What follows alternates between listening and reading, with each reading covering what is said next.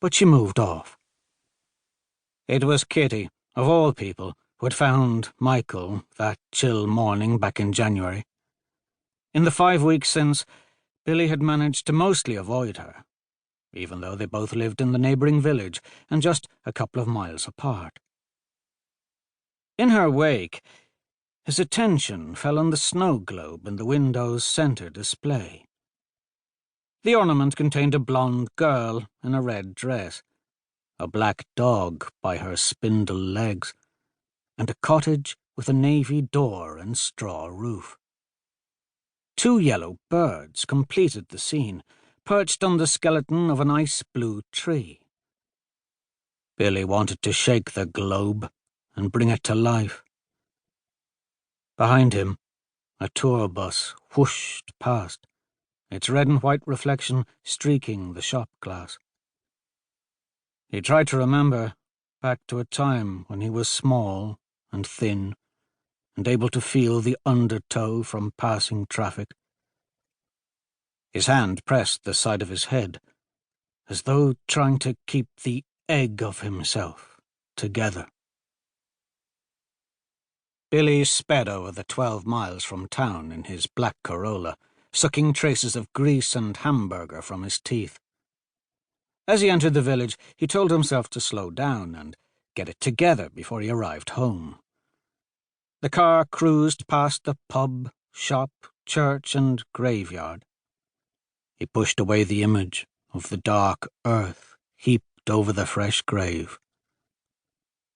22 houses dotted the village, a mix of grey stone, red brick, and whitewash, all listing to the left.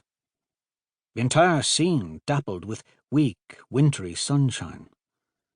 Its background coloured in various greens, courtesy of the trees and rolling fields. Another tour bus approached, a silver-haired driver in front and a load of school children in the back. They were likely returning from Newgrange, centuries-old testimony to a time when the country was supposedly heroic and great, the land of saints, scholars, and high kings. Billy didn't want to think about the sad state of the country now, after the end of the Celtic Tiger, with so much snatched from so many. Home. Theirs was a red-brick dormer bungalow on a landscaped acre lot. His parents had given him and Tricia the site 21 years ago, the wedding present, yet another thing his father liked to hold over him. Billy tried not to look, but his eyes went straight to the trees behind the football pitch. Those trees, all trees, ruined for him now. He entered the kitchen. The radio was tuned to that country music station Tricia liked so much, some lament with an American twang playing. Not so long ago, he might have pulled her by the hand into the middle of the kitchen and twirled her around beneath his fingers. She would likely have pushed him away, laughing, and called him daft. Or, on another day, in a sharper mood, she might tell him, "Stop, or you'll give yourself a heart attack." Either scenario was better than how they tiptoed around each other now. She stood at the sink, peeling potatoes, all 5'0" of her. He was 6'. She glanced over her shoulder, a strip of potato skin hanging from the peeler like a diseased tongue. "You weren't long. Town must be quiet." "Very quiet. I was in and out." He didn't say he'd done little more than stuff himself. Didn't mention Kitty Moore.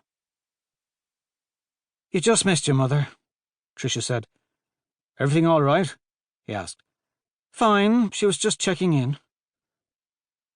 A fresh bouquet of lilies sprang from a vase on the table, their smell sickly familiar. The flowers looked beautiful, but seemed tainted, like black age spots in the glass of an antique mirror. That was the way with so much now. Tarnished, loaded. Birdsong that sounded like a